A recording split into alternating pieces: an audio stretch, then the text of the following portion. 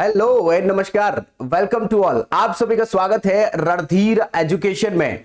भाई आज का जो हमारा टॉपिक रहेगा ये बहुत ही मोस्ट इंपॉर्टेंट टॉपिक है। हमारे बैंकिंग के कोई भी एग्जाम हो, जैसे कि आईबीपीएस आरआरबी का एग्जाम होने वाला है, जैसे एसबीआई का एग्जाम है, एलआईसी का एग्जाम है या फिर आरबीआई का एग्जाम है, सभी में टाइप्स ऑफ अकाउंट से बहुत सारे प्रश्न पूछे जाते हैं। आप सब मुझे लगता है कि बहुत प्रकार इसमें से जानते होंगे। जैसे सेविंग अकाउंट आपने सुनी रखा होगा, इसके अलावा एफडी आपने सुन रखा होगा, लेकिन आज के इस लेक्चर में हम आपको बताएंगे कि इसके अलावा भी बहुत प्रकार के अकाउंट्स होते हैं, जैसे लोरो अकाउंट, जैसे escrow account, nostro account, vostro account, unclaimed account, BSBA account. आपने इन सब के नाम शायद नहीं सुने होंगे, तो आज हमारे साथ बने रहिएगा और लास्ट तक आप बने रहेंगे तो आप जान पाएंगे कि बहुत प्रकार के ऐसे भी अकाउंट हैं जो अक्सर एग्जाम में पूछे जाते हैं और लोग उन्हें तैयार नहीं करते हैं। तो चलिएगा शुरू करते हैं और जानते हैं हमारे अकाउंट्स के बारे में। आपने सेविंग अकाउंट का नाम सुना ही है, फिक्स्ड डिपॉजिट का अकाउंट आपने सुना ही है, एनआरआई अकाउंट आपने नहीं सुना हो तो आज आपको बता देते हैं। डीमेट अकाउंट होता है, करेंट अकाउंट होता है, रिकरिंग डिपॉजिट अकाउंट होता है और सेविंग अकाउंट आप जानते ही हैं। चलिएगा, और इसके अलावा अगर हम बात करें कि आज के जो हमारे लेक्चर में रहने वाले हैं, इनमें से बहुत सारे ऐसे अकाउंट्स हैं जो अक्सर एग्जाम में पूछे जाते हैं।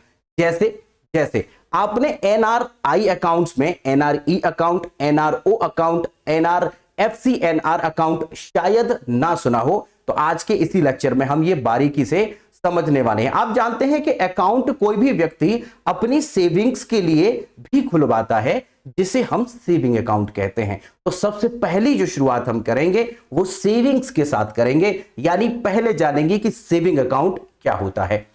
भाई ये जो अकाउंट है, saving account generally house holds के लिए यह प्रयोग किया जाता है।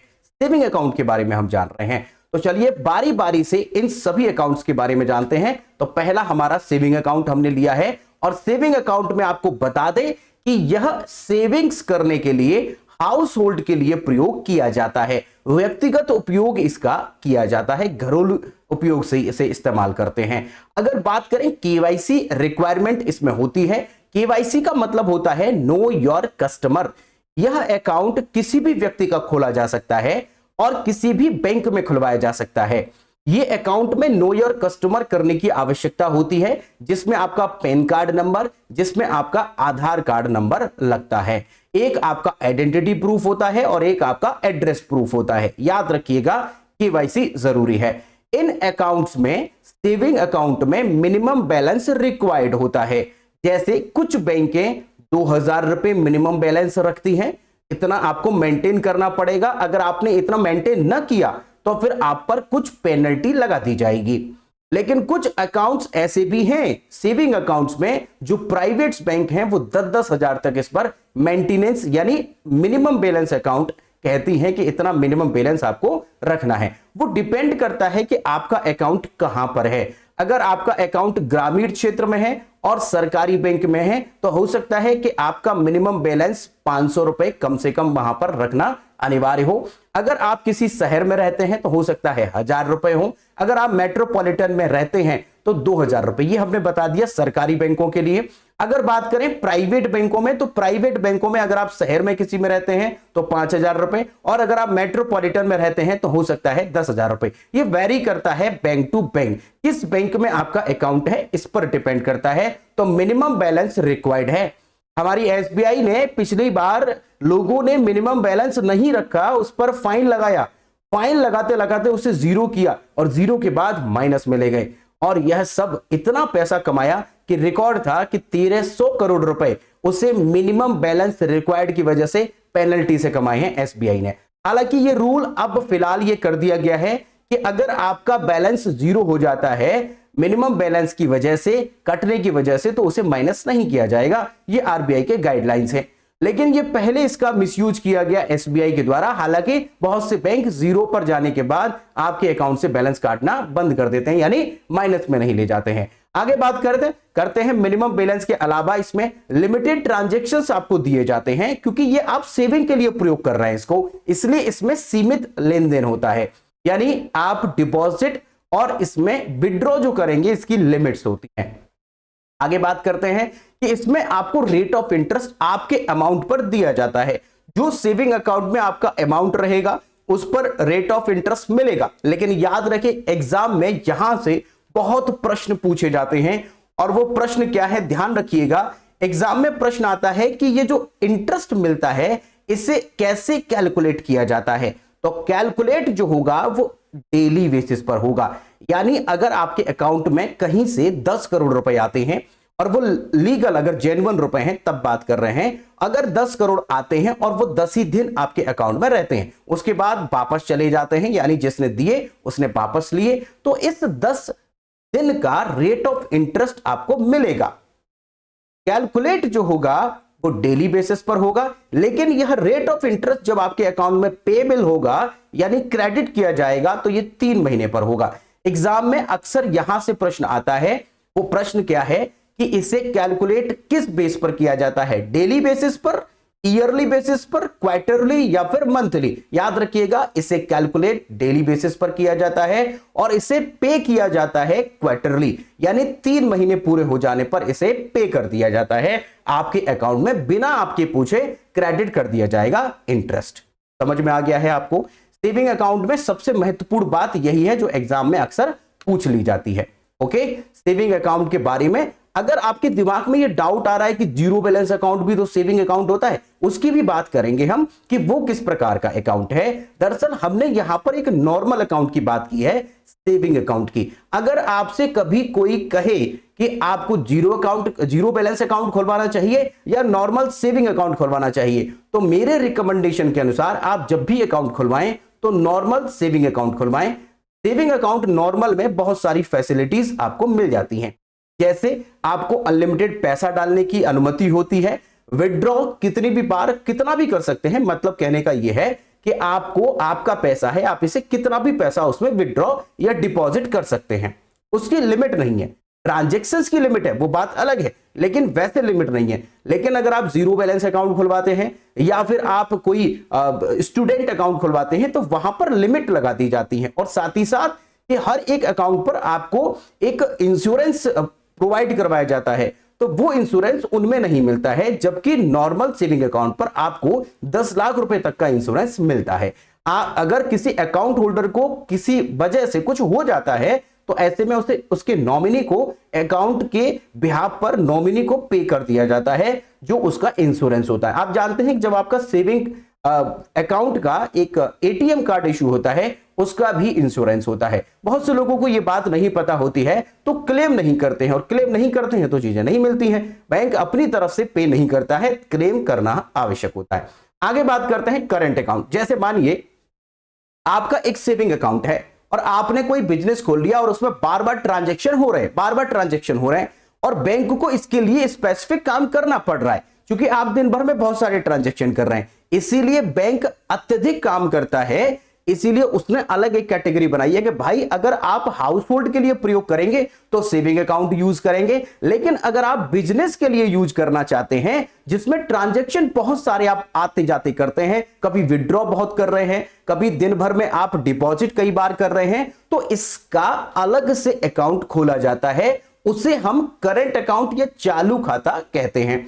इसमें जो लिमिट्स होती हैं ट्रांजैक्शन की कोई लिमिट नहीं होती है, आप अनलिमिटेड ट्रांजैक्शंस कर सकते हैं। तो पहली बात आपको तो यह समझ में आ चुकी है कि करंट अकाउंट हम बिजनेस पर्पस के लिए यूज करते हैं, इसमें केवाईसी करवाना अनिवार्य होता है। हालांकि सेविंग अकाउंट में भी केवाईसी अनिवार्य होती है। केवाईसी का मतलब होता है नो योर कस्टमर, यानी आपकी आइडेंटिटी, आपका एड्रेस प्रूफ उसमें एज ए डॉक्यूमेंट लगता है। यहां पर केवाईसी जरूरी है विद पैन कार्ड नंबर। यहां पैन कार्ड यहां भी जरूरी है, सेविंग अकाउंट में भी जरूरी है, बट यहां स्पेसिफिक मेंशन किया जाता है कि बिना उसके आपका अकाउंट नहीं खुलेगा। किसके पर्पस से है? बिजनेस पर्पस से है। याद रखेंगे केवाईसी विद पैन किया जाता है। पैन जो होता है उसे हम पैन कार्ड जो आप यूज करते हैं इसे इनकम टैक्स डिपार्टमेंट इशू करता है, और पैन की अगर फुल फॉर्म की बात करें तो परमानेंट अकाउंट नंबर होता है। इसके बारे में हमारा स्पेसिफिक एक लेक्चर रहेगा, उसमें आपको बताएंगे इंपोर्टेंट कोड्स में, जिसमें हमारा पैन भी आता है,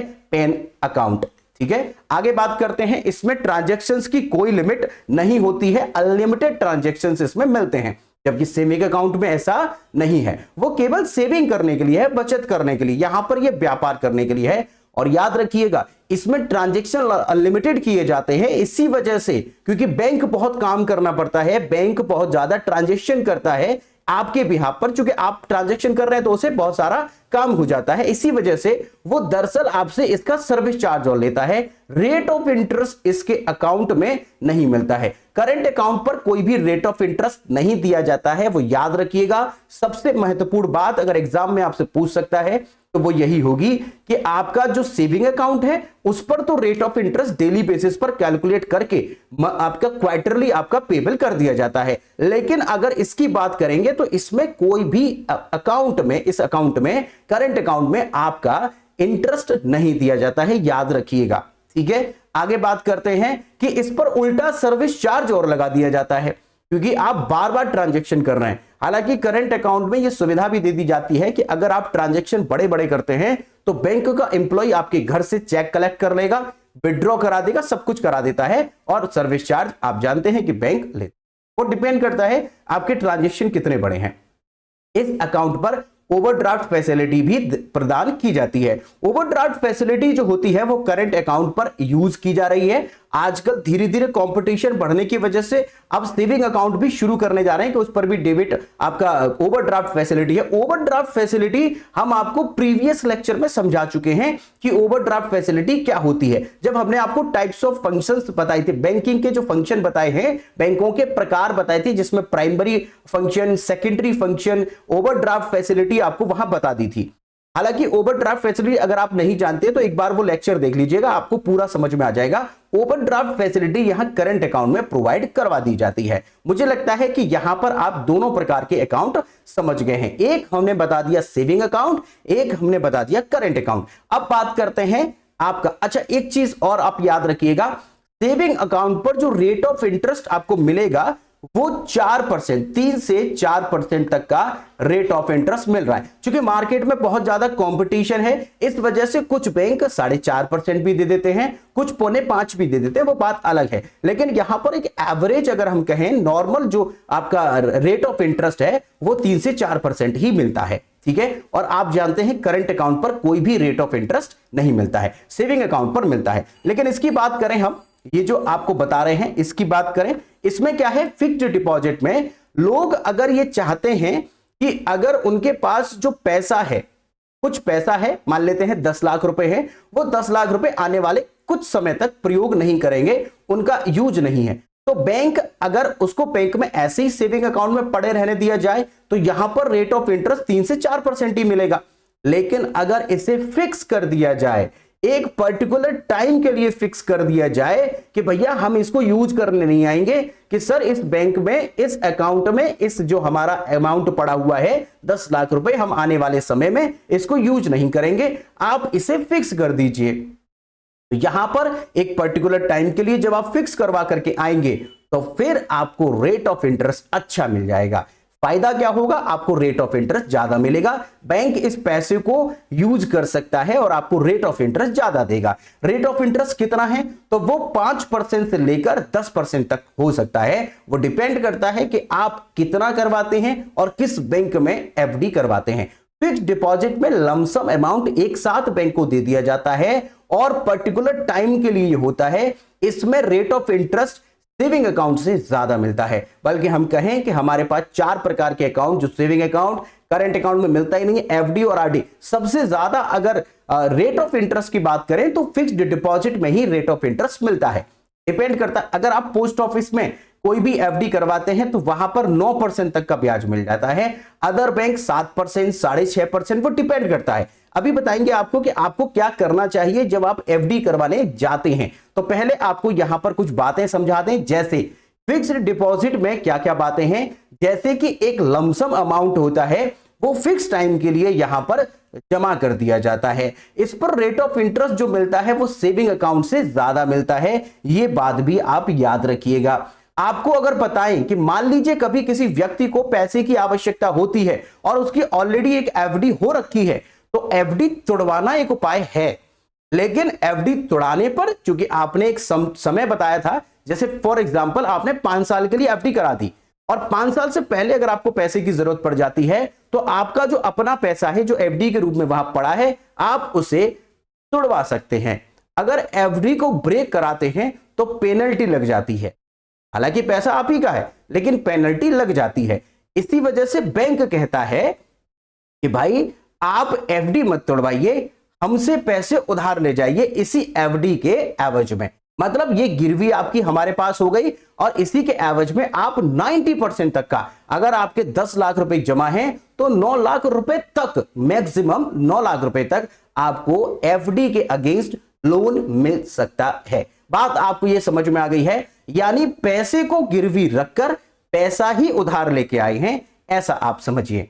लेकिन अगर आप कहें कि भाई ऐसी कौन सी समझदारी है, हमें क्या करना चाहिए, ऐसे आपको बता दें कि अगर आपके ऑलरेडी 10 या 20 जो भी आपके पास पैसे हैं उसमें अगर आपने एफडी करा रखी है और फिर आपको पैसे की जरूरत है, एफडी मत तोड़वाइए बल्कि लोन ले लीजिए। उससे फायदा क्या है, एक तो आपका पैसा जो एफडी के रूप में था वो फिक्स वही रखा हुआ है, आपने अपना जो बैकअप है वो खराब नहीं किया। तो बैकअप ऐसे कैसे ही है, अब आपने लोन ले लिया, काम करते रहेंगे, जीवन में इंसान मेहनत करता है, काम करता है, पे करते रहेंगे, तो आपका एफडी जो आपका रियल एक अमाउंट था, जो आपका बैकअप है, बैकबोन है, वो आपका सेफ पड़ा हुआ है, उससे आपने छेड़छाड़ नहीं की है। बाकी आप मेहनत करते रहेंगे और उसे पे करते रहेंगे जो नया लोन ले रहे हैं। तो कोशिश करिएगा जब भी कभी ऐसी कंडीशन आती है तो अपना जो आपने एफडी करवाया है उसे ना तोड़वाएं बल्कि उसकी जगह पर आप लोन ले लें, ये ज्यादा बेहतर रहता है। समझ में आ गया है? बाकी आपकी चॉइस है, आपको जैसे उचित लगे वैसे आप कर सकते हैं। आगे बात करते हैं फिक्स डिपॉजिट में। अगर हम कहें कि कितने दिन की कम से कम एफडी करवाई जा सकती है तो 7 दिन की कम से कम आप करा सकते हैं और अधिकतम 10 साल की करवा ली जाती है। लेकिन आप चाहें तो 1 साल की करा सकते हैं और जब आप फॉर्म भरेंगे तो उस समय पर आपसे पूछ लिया जाएगा कि भैया एफडी आप 1 साल की करना चाहते हैं तो 1 साल के बाद क्या इसे रिन्यू करना चाहेंगे, तो पूछेगा, आपने कहा यस, फिर पूछेगा उसी ऑप्शन में होगा कि एफडी जो आप नई बार करेंगे दूसरी बार तो प्रिंसिपल अमाउंट के करेंगे या विद रेट ऑफ इंटरेस्ट करेंगे जो एफडी का आएगा। तो ये आपकी चॉइस है, आप चाहे तो हर साल इसे रिन्यू कर सकते हैं या जो आपने टाइम किया उसके बाद रिन्यू, आप चाहे तो एक साथ 10 साल के लिए कर सकते हैं, कोई इश्यू नहीं है। 120 मंथ इसके होते हैं टोटल। ठीक है, आपको एक काम और करना होगा, जब भी कभी एफडी कराने आप जाएं तो जरूर ऑनलाइन या फिर आप बैंक में जाकर के चार्ट जरूर चेक करें। जैसे अगर आपको मान लीजिए आपको एक एफडी करानी है 7 से, वहां पर एक कॉलम दिया होगा 7 से अगर 14 दिन की कराते हैं तो वो आपको देंगे 5% का ब्याज। फॉर एग्जांपल आपको समझा रहे हैं, वो डिपेंड करता है कि वहां पर क्या है। अगर आप 14 दिन से 255 दिन की कराते हैं तो आपको मिलेगा 5.5% ब्याज, और अगर आप 256 दिन से 365 दिन की कराते हैं तो मिल जाएगा 6% का ब्याज, और 366 दिन से आप पूरे 480 दिन की कराते हैं तो आपको मिल जाएगा 8% ब्याज। अब यहां पर एक लोच देखिएगा, ये क्या लोच है, आप जब भी एफडी कराने जाएं तो याद रखें कि आपको चार्ट जरूर चेक करना है। जैसे आपने सोच लिया कि मुझे साल भर का एफडी कराना है, ये बैंक वाले अधिकतर नहीं बताते हैं क्योंकि बैंक को इसमें फायदा हो जाता है। आपकी अपनी समझ यहां पर काम आती है। वो क्या कि अगर आपने टारगेट लिया है कि भैया हमें 1 साल की करानी है तो आप बैंक वाले से कहेंगे कि भैया 1 साल की करानी है, तो वो 1 साल की आपको ये कॉलम बता करके हो सकता है आपकी एफडी करा दे। लेकिन आप अपनी समझदारी के अनुसार कहिएगा कि हमें 366 दिन की करानी है। 366 दिन की कराने से यानी एक दिन ज्यादा करानी, क्योंकि आपने टारगेट 365 का लिया था। आप समझदार हैं, इसी वजह से 366 दिन की एफडी आपने जैसी कराई 2% का यहां पर आपको इंक्रीमेंट मिल रहा है। तो चार्ट चेक कर लीजिएगा, चार्ट में ऐसा होता है। और दूसरा अमाउंट के अनुसार भी होता है कि अगर आप 1 करोड़ तक का अमाउंट करते हैं तो कुछ रेट ऑफ इंटरेस्ट आपको कम मिलता है, 1 करोड़ से ज्यादा करते हैं तो रेट ऑफ इंटरेस्ट ज्यादा मिलता है। तो आप ये एक बार चार्ट को देख करके उसके बाद ही एफडी कराइएगा। आपने बता दिया 7 दिन की एफडी आपकी हो सकती है और मैक्सिमम आपकी 10 साल की होगी। आगे बात करते हैं कि भाई कितना अमाउंट आप मिनिमम एफडी में करवा सकते हैं। तो मिनिमम एफडी आपकी 1000 रुपए से होती है। मिनिमम एफडी 1000 रुपए से होती है और बैंक मैक्सिमम की कोई लिमिट नहीं रखता। बैंक को बुरा थोड़ी लगेगा आप उसके पास में बहुत सारा पैसा लेके जाएं कि सर हमारी एफडी कर दीजिए, उसको तो अच्छा लगेगा, बैंक कभी मना नहीं करेगा। तो लिमिट मैक्सिमम की नहीं है, मिनिमम की 1000 लिमिट है। लेकिन सवाल बनता है कि बताइएगा 1000 रुपए को अगर आप 7 दिन की एफडी कराएंगे तो कितना रेट ऑफ इंटरेस्ट मिलेगा? एक बार अपने मोबाइल में कैलकुलेटर में चेक करिएगा, 1,000 रुपए की आपने 5% या 6% की ब्याज पर आपने एक साल भर के लिए एफडी कराया 1,000 रुपए का, तो आपको रेट ऑफ इंटरेस्ट कितना मिलेगा? आपको पता चलेगा कि बहुत ही कम रेट ऑफ इंटरेस्ट है। रेट ऑफ इंटरेस्ट तो मतलब वही है, लेकिन आपको रुपया बहुत कम मिला उसके एवज में। याद रखिएगा, यहां पर अगर आप 1,000 की एफडी कराते हैं और वो भी 7 दिन की नहीं होगी, एग्जाम में प्रश्न आएगा तो आपको 7 दिन बताना है मिनिमम और मैक्सिमम 10 साल बताना है, लेकिन अमाउंट पूछेगा 1,000 मिनिमम अमाउंट है, बट 1,000 की आप एफडी 7 दिन की नहीं करा सकते हैं। तो यहां पर एक कंडीशन है, कंडीशन ये है कि यदि आप, क्योंकि रेट ऑफ इंटरेस्ट, भाई बैंक वाला दिमाग खराब हो जाएगा बैंक वाले का। अगर आप 1,000 रुपए की एफडी कराने जाएंगे तो हो सकता है वो अपने अकाउंट या अपने पॉकेट में से 10 रुपए निकाल करके आपको दे दे, जो कि आपके रेट ऑफ इंटरेस्ट से ज्यादा बैठेगा। आपको 10 रुपए भी दे देगा कि ले जा भैया, कभी मत आ रहा वापस। तो आप याद रखिएगा 1,000 रुपए की एफडी नहीं होती है, बल्कि एग्जाम में आता है 1,000 टिक करना है। यहां पर एफडी कराने के लिए 15 लाख की लिमिट है। अगर आप 15 लाख रुपए कम से कम 7 दिन की एफडी करना चाहते हैं तो कम से कम 15 लाख होना जरूरी है, 1,000 की एफडी नहीं होगी। लेकिन यहां पर आपको एक कंडीशन और बता दें, ये डिपेंड करता है बैंक टू बैंक। कुछ बैंक हमारे कम से कम 10,000 की एफडी, कम से कम 10,000 की एफडी लेते हैं। जैसे आप अगर चेक करना चाहते हैं तो अगर आपके पास में एप्लीकेशन है उसमें चेक करिएगा, 10,000 की कम से कम होती। कुछ बैंक ऐसे हैं जो 1,000 की करा देते हैं, लेकिन ज्यादातर बैंक 10,000 में। तो फिर पूछेंगे कि भाई एग्जाम में क्या आएगा? एग्जाम में जब आएगा तो 1,000 आपको मिनिमम पर टिक करना है। चूंकि पोस्ट ऑफिस में 1,000 की एफडी हो जाती है, कुछ बैंक हैं जो कि 1,000 की भी ले लेते हैं, लेकिन कुछ बैंक हैं जो 10,000 की लेते हैं। मिनिमम पूछा जाएगा तो 1,000 रुपए आप बताएंगे। ये डिपेंड करता है बैंक टू बैंक। वो बैंक कुछ हैं जो 1,000 की लेते ही नहीं है और 10,000 की कम से कम लेते हैं। याद रखिएगा, मिनिमम 1,000 और मिनिमम 7 डेज, मैक्सिमम 10 साल। 7 डेज में याद रखिएगा 15 लाख रुपए कम से कम होना जरूरी है, तभी आपको ये अमाउंट मिले। आगे, अच्छा ये बात और याद रखिएगा, ये नॉमिनी सभी में होता है। सेविंग अकाउंट में, एफडी में, आरडी में आप चाहें तो चेंज करा सकते हैं। अगर आपका नॉर्मल सेविंग अकाउंट में कोई नॉमिनी है, आप एफडी में चेंज कराना चाहते हैं तो वो करा सकते हैं, कोई दिक्कत नहीं। अब यहां पर आते हैं रिकरिंग डिपॉजिट में क्या होता है। रिकरिंग डिपॉजिट जो होता है, इसमें आप धीरे धीरे पैसा जमा करते हैं। एक पर्टिकुलर अमाउंट आपने फिक्स कर लिया और वो पर्टिकुलर अमाउंट आप हर महीने जमा करते जाएंगे। हर महीने जमा करने से फायदा क्या होगा? आपकी सेविंग्स हो जाएंगी और सेविंग अकाउंट से कुछ पैसा आपको रेट ऑफ इंटरेस्ट ज्यादा मिल जाएगा। ये सैलरीड पर्सन के लिए बहुत अच्छी होती है रिकरिंग डिपॉजिट। ये एफडी की तरह ही होती है, लेकिन एफडी में पैसा आप एक साथ देते हैं, जबकि इसमें आप मंथली के हिसाब से देते हैं। जैसे मानिए कि आपने सोचा कि आपकी जो सैलरी है, मान लेते हैं 1 लाख रुपए है, मान लेते हैं आप इसमें से मान लेते हैं 50,000 रुपए खर्च कर लेते हैं, तो आपके पास बचा कितना? 50,000। इस 50,000 को अगर आप सेविंग अकाउंट में ही पड़े रहने देंगे तो आपको रेट ऑफ इंटरेस्ट जो मिलेगा वो 4% या 4.5% का मिलेगा। लेकिन अगर इसे आप आरडी में कन्वर्ट करा दें तो रेट ऑफ इंटरेस्ट अब सेविंग अकाउंट से थोड़ा सा ज्यादा मिल जाएगा। तो इसीलिए सेविंग अकाउंट से थोड़ा सा ज्यादा और एफडी से थोड़ा सा कम मिलता है, और सेविंग्स भी हो जाती हैं, क्योंकि खर्च, क्योंकि आपका एक पर्टिकुलर टाइम उसमें फिक्स रहता है। ये भी अगर बात करें कितने समय के लिए होता है, तो याद रखिएगा मिनिमम 6 महीने की आपकी आरडी होती है। आरडी जो होती है वो रिकरिंग डिपॉजिट है। धीमे धीमे आप हर महीने के हिसाब से पैसा इसमें जमा करते जाइएगा और 10 साल तक लगातार कर सकते हैं, कोई इश्यू नहीं है। इसके अगेंस्ट भी आपको लोन प्रोवाइड हो जाता है, 90% तक का आपको लोन मिल जाता है अगर मैच्योरिटी के टाइम पर आप ले रहे हैं। उससे पहले ले रहे हैं तो जितना अमाउंट आपका फिक्स, जितना अमाउंट आपका आरडी में है उसका लगभग 90% तक का आप लोन ले सकते हैं। यहां पर मिनिमम हमने बता दिया 6 महीने के लिए होती है और मैक्सिमम 10 साल के लिए होती है। आप चाहें तो बीच के लिए 6 महीने, 1 साल, 2 साल, बीच का समय भी करा सकते हैं, कोई इशू नहीं है। अगर बात करें कि मिनिमम कितना अमाउंट आप आरडी में जमा कर सकते हैं, तो देखिएगा कुछ बैंक आपके 1,000 लेते हैं, तो 100 नहीं लेते हैं यहां पर, बट एग्जाम में आएगा तो 100 ही आपको टिक करना है, क्योंकि पोस्ट ऑफिस 100 ले लेता है। तो मिनिमम 100 रुपए, मैक्सिमम की कोई लिमिट नहीं है, मिनिमम 6 मंथ, मैक्सिमम 10 साल है। याद रखिएगा यहां पर 100 रुपए की आरडी कम से कम हो जाती है, लेकिन कुछ बैंक 100 रुपए का नहीं लेते हैं, वो 1,000 का लेते हैं। वो कंफर्म आप कर लीजिएगा, वो बैंक में है। ज्यादातर बैंकों में 1,000 है, बट एग्जाम में 100 रुपए टिक करना है, क्योंकि पोस्ट ऑफिस 100 रुपए ले लेता है। आगे देखते हैं डोरमेंट अकाउंट क्या होता है। बहुत ही महत्वपूर्ण अकाउंट है डोरमेंट अकाउंट।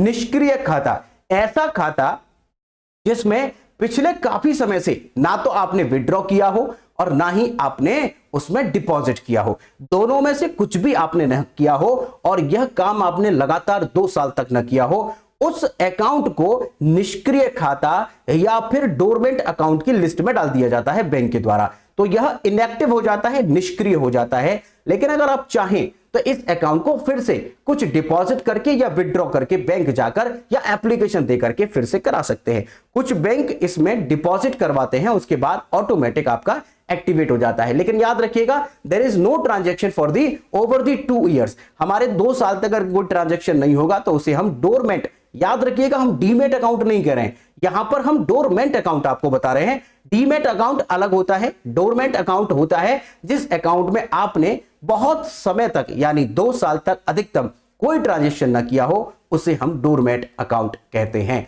मुझे लगता है आपको समझ में आ चुका है। आगे बढ़ते हैं, अनक्लेम्ड अकाउंट जानते हैं। वही अकाउंट जो आपने 2 साल तक ना तो उसमें विड्रॉ किया और ना डिपॉजिट किया, और उसे क्लेम करने, उस अकाउंट को क्लेम करने भी कोई 3 साल 4 साल 5 साल नहीं जाता है, अधिकतम 10 साल तक कोई क्लेम करने भी नहीं जाता है। एक तो आपने उसमें कोई ट्रांजैक्शन नहीं किया और उसके बाद उसमें कोई क्लेम करने भी नहीं जा रहा है। अकाउंट में अगर पैसा आपका पड़ा है तो बैंक मान लेता है शायद बाबूजी साहब निकल गए हैं, हो सकता है इस दुनिया में नहीं रहे, इसी वजह से वह इसे अनक्लेम्ड मानकर 10 साल तक अगर ट्रांजैक्शन नहीं होगा, उठा करके इसी अकाउंट का जितना भी पैसा होता है उसे आरबीआई को सौंप देता है। आरबीआई के पास ये पैसा पहुंच जाता है। अगर मान लीजिए आपके दिमाग में डाउट आ रहा हो कि 10 साल के बाद क्या, 10 साल के बाद इस अकाउंट का पैसा उठा करके आरबीआई के पास भेज दिया जाता है और अकाउंट का नाम रख दिया जाता है अनक्लेम्ड अकाउंट, क्योंकि क्लेम नहीं। लेकिन अगर 10 साल के बाद कोई व्यक्ति, उसका नॉमिनी या वो खुद स्वयं आता है, अगर वो क्लेम करने आता है तो आरबीआई कुछ फॉर्मेलिटीज से कुछ पेनल्टी लगाकर उसे उसका अमाउंट वापस कर देती है। याद रखिएगा, नॉमिनी का होना जरूरी है। अगर मान लीजिए उस अकाउंट में कोई नॉमिनी नहीं था तो जो वारिस होता है, वारिस जो होता है वो वारिस को प्रूफ करना पड़ता है। वो आप एक फॉर्मल है, लीगल फॉर्म है, तो वो अगर प्रूफ हो जाता है तो उसके बाद भी पैसा आरबीआई के द्वारा वापस कर दिया जाता है। पैसा आपको आपकी ही ब्रांच से मिलेगा, ठीक है। आरबीआई इसमें फॉर्मेलिटीज कराता है। याद रखिएगा, यहां पर हमें 10 साल याद रखना है। यहां पर जो क्लेम नहीं होगा वो 10 साल तक होगा, और वहां पर जो ट्रांजैक्शन नहीं हो रहा था, जो हमने डोरमेंट अकाउंट बताया है, वो 2 साल तक है। 2 साल तक अगर आपने ट्रांजैक्शन नहीं किया, यहां 10 साल। आगे बढ़ते हैं, डीमैट अकाउंट। इस अकाउंट को हम अलग अकाउंट के नाम से जानते हैं। डीमैट अकाउंट वो डोरमेंट था। डीमैट अकाउंट जो होता है वो शेयर मार्केट में शेयर परचेज करने, बॉन्ड परचेज करने या फिर सिक्योरिटीज को परचेज या फिर बेचने के काम आता है। ये अकाउंट जो होता है ये शेयर मार्केट के लिए प्रयोग होता है। इसका फुल फॉर्म जो होता है, फुल नाम जो होता है, उसे डीमैटेरियलाइज्ड अकाउंट कहते हैं। इसमें सबसे बेसिक एक बार क्वेश्चन पूछा गया था, आईबीपीएस एसओ के एग्जाम में आया था। सवाल था कि बताइए इसमें सबसे नेसेसरी डॉक्यूमेंट क्या है, तो उसमें ऑप्शन दे रखे थे Aadhaar card, PAN card, driving licence या फिर वोटर आईडी। तो याद रखिएगा पैन कार्ड इसमें सबसे ज्यादा जरूरी होता है, प्राइमरी डॉक्यूमेंट्स है जो इसमें चाहिए, ठीक है, पेन। और डीमैट अकाउंट जो होता है वो शेयर मार्केट के बेचने और खरीदने के लिए शेयर्स को प्रयोग किया जाता है। BSBDA account, basic saving bank account क्या है? बेसिक सेविंग बैंक अकाउंट जो होता है इसमें आप याद रखिएगा ये अकाउंट की लिमिट, इसका पहले नाम basic saving bank deposit account. इसमें अगर बताएं इसे नो फ्रिल अकाउंट कहते हैं। दरअसल नो फ्रिल अकाउंट इसे क्यों कहते हैं, इसका कारण है कि बहुत से ग्रामीण क्षेत्र के लोग पढ़े लिखे नहीं होते हैं और उनके पास पैसे की भी कमी होती है। क्योंकि बैंक में जाते हैं तो वहां पर फॉर्म इंग्लिश या हिंदी में मिलता है तो उसे वो भरना नहीं जानते हैं, तो इसलिए वो बैंक जाना ही पसंद नहीं करते हैं। लेकिन अगर ग्राम प्रधान लिख करके, सरपंच अगर लिख करके देता है कि इस व्यक्ति को मैं जानता हूं और इसकी केवाईसी करने की आवश्यकता नहीं है, इस व्यक्ति को मैं काफी लंबे समय से जानता हूं, तो ये लेटर जो होता है यही इसकी केवाईसी का काम कर जाता है। वो व्यक्ति अपना यही लेटर ले जाकर के बैंक मैनेजर को दिखा सकता है और उसका अकाउंट तुरंत खोल दिया जाएगा, क्योंकि इसमें केवाईसी और बाकी की फॉर्मेलिटीज नहीं की जाती है, इसीलिए इसे नो फ्रिल अकाउंट कहते हैं। तो पूछेंगे आपसे कि नो फ्रिल क्या होता है?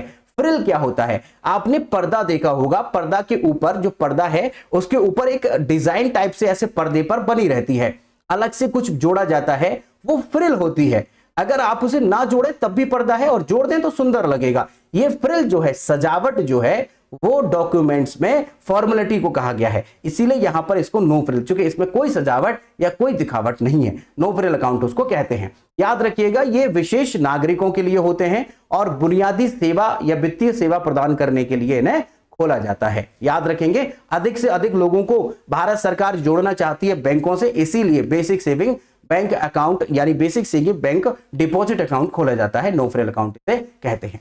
आगे बात करते हैं जो कि आपने अक्सर सुना होगा, जिसको बोलते हैं हम ज्वाइंट अकाउंट। यहां पर हम ज्वाइंट अकाउंट की बात करेंगे। आप दो लोग मिलकर, पार्टनर भी इसको ज्वाइंट अकाउंट को खोल सकते हैं, दो लोग हस्बैंड और वाइफ मिलकर के भी ज्वाइंट अकाउंट खोल सकते हैं। दोनों को बराबरी का अधिकार इसमें मिलता है, दोनों सेविंग्स कर सकते हैं। आप चाहें तो एक अकाउंट से भी काम चला सकते हैं। पति पत्नी या कोई दो लोग या दो मित्र या दो पार्टनर, कोई भी इन्हें खोल सकता है। ज्वाइंट अकाउंट के बारे में विशेष बातें, दो या दो से अधिक व्यक्तियों द्वारा संचालित होता है और सभी खाता धारकों के पास खाता तक पहुंच एवं नियंत्रण होता है, कोई भी कंट्रोल इसे कर सकता है। ठीक है, बहुत बेसिक अकाउंट है, कोई इशू नहीं है। अब हमें जानना है सैलरी अकाउंट के बारे में। सैलरी अकाउंट आप खुद नहीं खुलवा सकते, क्योंकि यह अकाउंट जो खुलवाया जाता है वो आपका जो प्रायोजक होगा या हम एंटरप्रेन्योर कहें, जो आपका जो जॉब आपको देता है, जो कंपनी है, वो इसे खुलवाएगी। तो याद रखिएगा, यहां पर सैलरी के बारे में बताएं, सैलरी अकाउंट एक तरह का सेविंग अकाउंट होता है और इसमें जीरो बैलेंस अकाउंट की फैसिलिटी भी दी जाती है, जीरो बैलेंस अकाउंट की। हालांकि इसमें आप कितना भी पैसा डाल सकते हैं, उसकी कोई लिमिट नहीं है, बट अच्छा अकाउंट होता है जिसमें खाता धारक का नियोक्ता यानी नियोक्ता का मतलब एम्प्लॉयर जो होता है, वो हर महीने एक निश्चित राशि सैलरी के रूप में जमा करता है। आपकी जो सैलरी आती है वो सैलरी अकाउंट में ही आती है और इस अकाउंट को जो खुलवाता है वो आपका जो नियोक्ता है या एम्प्लॉयर है वही खुलवाता है, आप स्वयं नहीं खुलवा सकते हैं। जैसे आप अगर किसी कंपनी में जॉब करने जाते हैं तो कंपनी का टाई अप किसी बैंक से होता है, वो केवल उन्हीं बैंकों से अपना अकाउंट खुलवाते हैं। तो आपका बैच पहुंचा कंपनी में ज्वाइन करने के लिए, आपकी 5-6 दिन की ट्रेनिंग रही, तो ट्रेनिंग में मान लीजिए 200 लोग हैं, तो 200 का अकाउंट किसी एक ही बैंक में खुलवा दिया जाएगा। वो उसकी फेवरेट बैंक या उसको सर्विस देने वाली बैंक होती है, वही प्रायोजक यानी वही खुलवाता है आपका जो एम्प्लॉयर होता है इसमें। और आप चाहें तो इसमें हमारी जो अकाउंट्स होते हैं सैलरी अकाउंट, इसमें कुछ और फैसिलिटीज भी दे दी जाती हैं। आगे बात करते हैं नोस्ट्रो और वोस्ट्रो अकाउंट की। बहुत ही महत्वपूर्ण अकाउंट है, यहां से अक्सर प्रश्न आते हैं, नोस्ट्रो अकाउंट क्या है और वोस्ट्रो अकाउंट क्या है। याद रखिएगा, नोस्ट्रो और वोस्ट्रो दोनों तरीके के अकाउंट हम यहां पर पढ़ने वाले हैं। तो पहले जानते हैं नोस्ट्रो अकाउंट क्या है। नोस्ट्रो अकाउंट आपको बता दें, नोस्ट्रो अकाउंट एक बैंक द्वारा दूसरे देश के बैंक में खोला गया खाता होता है।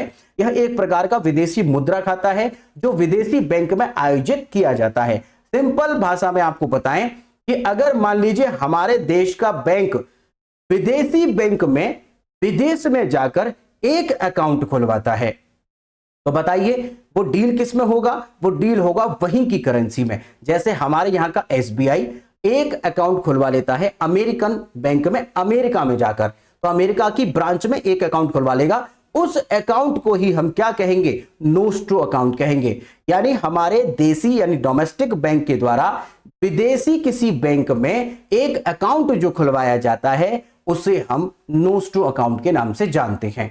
कोई दिक्कत है यहां पर? कोई दिक्कत मुझे नहीं लगता कि आपको होगी। हमारे देश के बैंक के द्वारा दूसरे देश में दूसरे देश के बैंक के यहां पर एक अकाउंट जो खोला जाएगा उसे हम नोस्ट्रो अकाउंट कहेंगे। आगे देखते हैं अगला। वैसे यहां पर हमने कुछ एग्जाम्पल भी आपको दे दिया है। जैसे मान लीजिए भारतीय कंपनी अमेरिका में किसी कंपनी से भुगतान करती है और इसके लिए भारतीय बैंक अमेरिका के बैंक में नोस्ट्रो अकाउंट एक खुलवाता है। भारतीय बैंक अमेरिका के बैंक से डॉलर में भुगतान प्राप्त कर सकता है और इसे नोस्ट्रो अकाउंट से आसानी से प्रतिबंधित किया जा सकता है, मतलब मैनेजमेंट जो होगा वो उसी से हो जाएगा। नोस्ट्रो का एक शब्द का जो अर्थ है उसका अर्थ है हमारा। नोस्ट्रो का मतलब है हमारा अकाउंट, हमारा वहां पर, ठीक है, ये मतलब है। ओके, आगे देखते हैं वोस्ट्रो का क्या मतलब है। वोस्ट्रो का मतलब है आपका, हमारा वहां पर, और आपका यानी उनका हमारे यहां। अगर उसको जस्ट उलट कर दिया जाए, नोस्ट्रो अकाउंट के उलट कर दिया जाए कि जब कोई विदेशी बैंक हमारे देश के बैंक में खाता खुलवा लेता है उसे हम वोस्टो अकाउंट के नाम से जानते हैं। वोस्टो का मतलब है आपका, क्योंकि हम अपनी बात कर रहे हैं, हमारे लिए उनका जो अकाउंट बना वो बना आपका, इसीलिए आपका है। यह वह खाता होता है जो किसी विदेशी बैंक द्वारा आपके देश के बैंक में खोला जाता है और एक प्रकार का विदेशी मुद्रा खाता होता है और इसका प्रयोग अंतरराष्ट्रीय लेन देन के लिए किया जाता है। आगे बढ़ते हैं, अगला प्रकार है एस्क्रो अकाउंट। यहां पर बहुत ही महत्वपूर्ण अकाउंट है एस्क्रो अकाउंट। आपने नोस्ट्रो वोस्ट्रो जान ही लिया है, इसके बाद जानिएगा एस्क्रो अकाउंट क्या होता है। एस्क्रो अकाउंट के बारे में देखते हैं।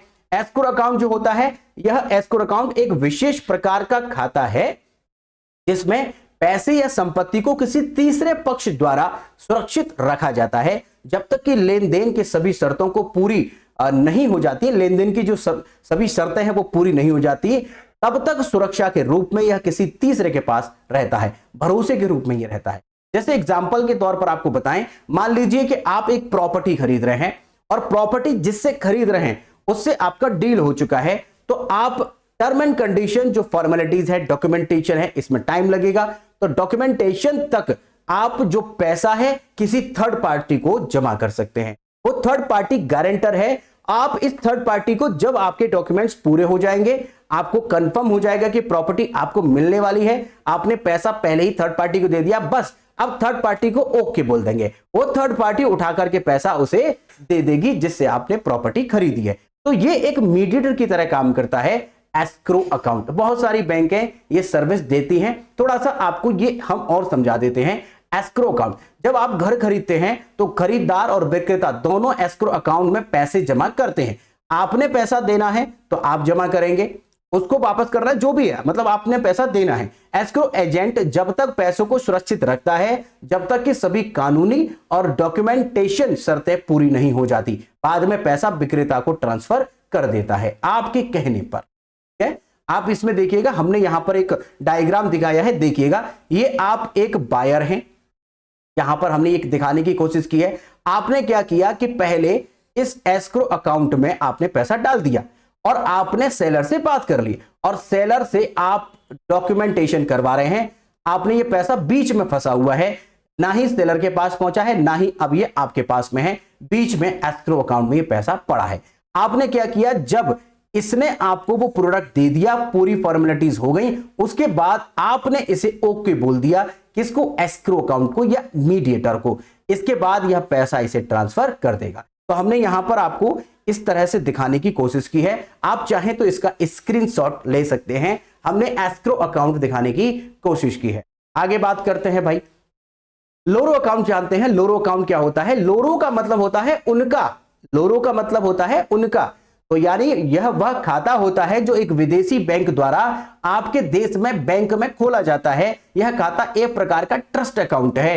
ये ट्रस्ट अकाउंट कहें या करंट अकाउंट कहें, वही है जिसमें विदेशी बैंक के पैसे या संपत्ति को आपके बैंक में रखा जाता है। याद रखिएगा, ये लोरो अकाउंट है। लोरो अकाउंट के बारे में हमने आपको बता दिया है, उनका पैसा। लोरो अकाउंट को फिर से एक बात देख लीजिए, लोरो अकाउंट का मतलब होता है कि यहां पर एक करंट अकाउंट खोला जाएगा।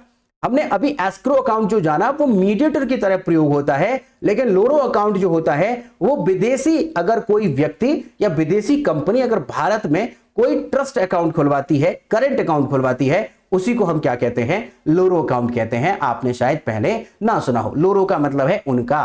यहां पर एक बात और देख लीजिएगा, हमने नोस्ट्रो, वोस्ट्रो और लोरो तीन प्रकार के अकाउंट, और एस्क्रो आप जानते हैं कि मीडिएटर की तरह काम करता है।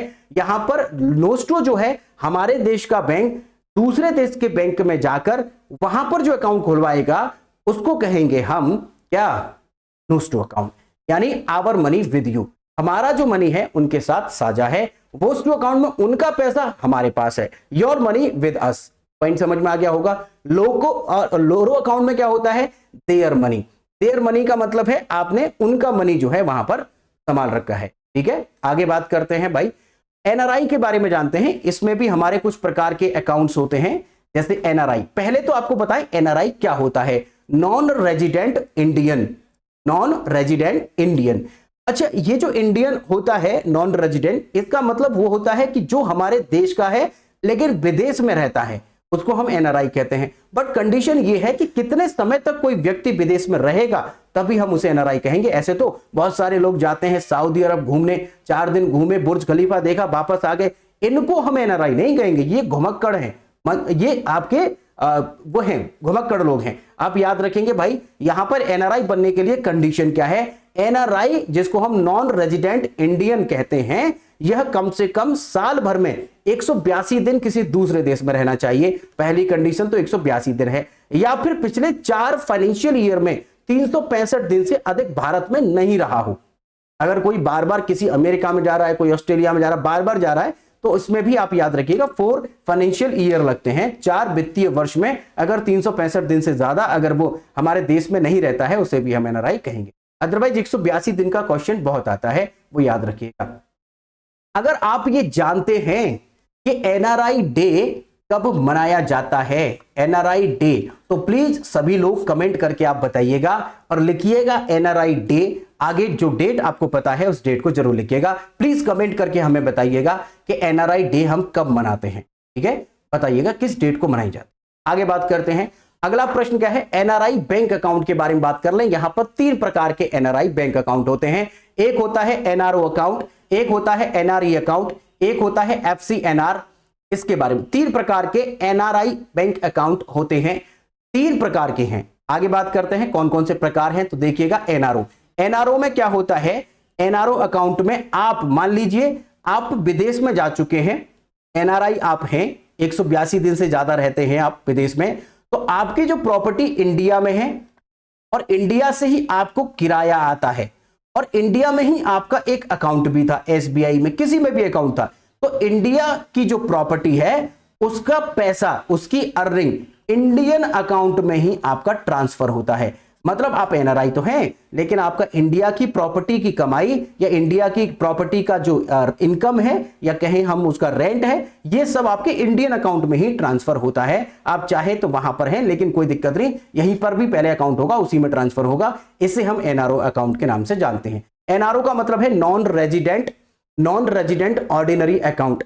यहां पर आप याद रखिएगा, एनआरओ अकाउंट भी एनआरआई द्वारा खोला जाता है, लेकिन यह खाता भारत में अर्जित आय जैसे किराया, पेंशन के लिए होता है। इसमें विदेशी मुद्रा को भारतीय रुपए में बदला जाता है। सिंपल है कि हमारे भारत का इनकम और भारत में जमा होती है। इसमें याद रखेंगे, इसमें इनकम टैक्स लगेगा, इसमें इनकम टैक्स लगेगा, क्योंकि इनकम जो हो रही है वो आपकी इंडिया में हो रही है, इनकम टैक्स लागू होगा। तो आप कहेंगे कि बाकी में इनकम टैक्स लागू नहीं होता, तो बताएंगे अभी और प्रकार के एनआरई अकाउंट। एनआरओ के बाद एनआरई अकाउंट में देखिएगा, इसमें क्या होता है एनआरई में कि अगर आप किसी फॉरेनर कंट्री में हैं और वहां काम करते हैं, लेकिन आप कहते हैं कि सर मेरा जो पैसा है वो इंडिया वाले अकाउंट में जमा कर दीजिए, इंडिया वाले अकाउंट में, तो यहां पर इंडिया वाले अकाउंट में जो पैसा जमा होगा, इसी अकाउंट को हम कहेंगे एनआरई अकाउंट, यानी नॉन रेजिडेंट एक्सटर्नल अकाउंट। यहां पर याद रखना है कि यहां पर आपका जो पैसा होगा इसमें भी कोई टैक्स नहीं लगेगा, जबकि उसमें टैक्स लग रहा था। अभी आपने जो पढ़ा एनआरओ अकाउंट में टैक्स लगेगा, चूंकि इंडिया में इनकम है, ये इनकम तो आपकी दूसरे देश में है और वहां कैसे टैक्स लेते हैं, कितना स्लैब लेते हैं वो उनको पता होगा, उन्होंने टैक्स ले लिया है, ऐसा हम मानते हैं। वो टैक्स ले चुके होते हैं और उसके बाद आपको पैसा जो ट्रांसफर होगा इसमें आपका टैक्स नहीं लगेगा, क्योंकि विदेश में आप टैक्स ऑलरेडी दे चुके हैं। ठीक है भाई, समझ में आ गया है। एनआरई अकाउंट पर टैक्स नहीं लगाया जाता है, क्योंकि आपकी जो इनकम विदेश में हो रही है, आप विदेशी अकाउंट में ही पैसा नहीं ले रहे हैं, आप इंडियन अकाउंट में पैसा ट्रांसफर करवा रहे हैं। आगे बात करते हैं एफसीएनआर अकाउंट क्या होता है। एफसीएनआर का मतलब है foreign currency non resident account. इसमें क्या है, अगर आप विदेश में काम करते हैं और वहीं आपने अकाउंट खुलवा रखा है, आप मान लीजिए अमेरिका में वर्किंग है और अमेरिका में ही आपने अकाउंट खुलवा रखा है, तो अमेरिका जो कंपनी आपको सैलरी देगी वो अमेरिकन जो आपने अकाउंट खुलवाया था उसी में पैसा ट्रांसफर कर देगी, वहीं की करेंसी में पैसा डिपॉजिट आपके अकाउंट में हो जाएगा। और जब आप इसे भारत लेके आएंगे तो भी इस पर कोई टैक्स नहीं लगेगा, क्योंकि टैक्स वहां का स्लैब है, वो वहां किस प्रकार लेते हैं उन्होंने ले लिया होगा, ऐसा हम मानते हैं। अगर आप टैक्स स्लैब में आते हैं, क्योंकि हर देश में टैक्स का जो सिस्टम है वो अलग अलग है, हमारे यहां पर अलग है, उनके यहां पर अलग है, तो हम मान लेते हैं कि उन्होंने टैक्स ले लिया है। अगर आप टैक्स स्लैब में आते हैं तो हम यहां टैक्स आपसे नहीं लेंगे। तो FCNR में वहीं का व्यक्ति, वहीं मतलब हमारे यहां का व्यक्ति वहीं रहकर वहीं के अकाउंट में पैसा ट्रांसफर करेगा, उसे हम FCNR अकाउंट कहेंगे। मुझे लगता है कि आपको यह बात भी समझ में आ गई है। हमने यहां पर एक चित्र दिखाने की कोशिश की है, आप इसका चाहे तो स्क्रीनशॉट ले सकते हैं। यहां पर हमने आपको NRE और NRO भी दिखा दिया है और समझा भी दिया है कि ये अकाउंट्स क्या होते हैं। अगर आपका फिर भी कोई डाउट है तो आप प्लीज हमें कमेंट करिएगा। अगर आपका कोई सुझाव है आप हमें कमेंट करिएगा, हम उस कमेंट को आपके को बहुत सीरियस लेंगे और उस पर काम करेंगे। ठीक है, अगर आपको कोई शिकायत है, सुझाव है या कुछ पूछना चाहते हैं, कोई डाउट है तो आप हमें कमेंट कर दीजिएगा, हम आपको जवाब दे देंगे। अगर आप चैनल पर पहली बार आए हैं और या फिर अभी तक चैनल आपने सब्सक्राइब नहीं किया है तो प्लीज सब्सक्राइब करिएगा। आपको लग रहा है कि हम आपके लिए प्रयास अच्छा कर रहे हैं तो अपने फ्रेंड्स के साथ में भी शेयर करिएगा, वीडियो को लाइक जरूर करिएगा और हो सके तो अपने ग्रुप्स में जरूर शेयर करिएगा जो आपके व्हाट्सएप और टेलीग्राम पर बना रखे हैं। बेल आइकन को जरूर प्रेस करिएगा। बेल आइकन को प्रेस करने का फायदा है हमारे जो नोटिफिकेशंस आपको मिलेंगे, लेक्चर्स जो आएंगे उनके नोटिफिकेशन सबसे पहले आपको प्राप्त होंगे। इसके अलावा आप हमसे टेलीग्राम पर जुड़ सकते हैं। टेलीग्राम पर हम सभी करंट अफेयर जो किस फॉर्म में कराते हैं, डेली होता है, संडे सुबह 7 बजे वीकली करंट अफेयर कराते हैं। इन सभी का PDF आपको वही टेलीग्राम चैनल पर प्रोवाइड करवाया जाएगा और जो भी नई इंफॉर्मेशन होती है वहां हम प्रोवाइड करवा देते हैं। इसके अलावा इंस्टाग्राम और फेसबुक पर भी आप हमसे जुड़ सकते हैं। ऐड लगा करके रणधीर एजुकेशन सर्च करिएगा। ये हमने यहाँ पर टेलीग्राम का हैंडल दिया है, ट्विटर हैंडल दिया है, आप चाहे तो इसे सर्च कर सकते हैं। लेक्चर के लास्ट तक बने रहने के लिए आपका बहुत बहुत धन्यवाद। Thank you so much. धन्यवाद।